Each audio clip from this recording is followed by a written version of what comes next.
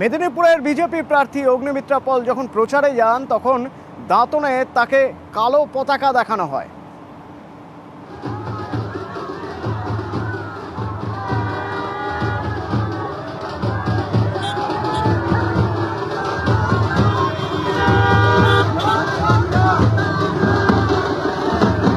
প্রতিনিধি শঙ্কর আমার সঙ্গে সরাসরি রয়েছেন। শঙ্কর, সেই সময়ের কথা একটু জানতে চাইবো। প্রথমত কালো পতাকা কারা দেখালেন এবং সেটা দেখে অগ্নিমিত্রা পল তার কি প্রতিক্রিয়া?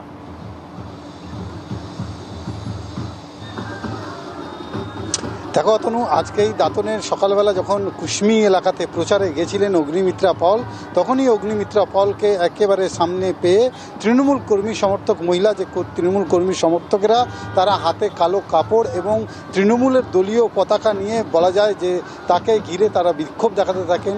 স্থানীয়দের যারা স্থানীয় তৃণমূল কর্মী সমর্থকদের দাবি যে বিজেপিকে এলাকায় পাওয়া যায় না, সেই ক্ষেত্রে ভোটের সময় তাদেরকে প্রচারে পাওয়া যায়। আর এই অভিযোগ তুলে তারা সেখানে কালো কাপড় বা দলীয় পতাকা তারা বিজেপি কর্মী সমর্থক বা এই যে অগ্নিমিত্রা পল তাকে দেখাতে শুরু করে। অন্যদিকে বলা যায় যে একদিকে যখন এই বিক্ষোভ দেখাতে থাকেন তখন অন্যদিকে তৃণমূল কর্মী এবং বিজেপি কর্মী সমর্থকদের মধ্যে স্লোগান পাল্টা স্লোগানও চলতে থাকে। বলা যায় যে অগ্নিমিত্রা পলকে যখন এই বিষয়ে জানতে চাওয়া হলো, তিনি বললেন যে একটু পরে ভোট প্রচার এক দু জায়গা শেষ হোক, তার তিনি উত্তর দেবেন। তবে সেই সময় কিন্তু অগ্নিমিত্রা পল কোনো মন্তব্য না করে তিনি যে তার প্রচার, সে প্রচার কিন্তু চালিয়ে গেলেন। অতনু, ধন্যবাদ।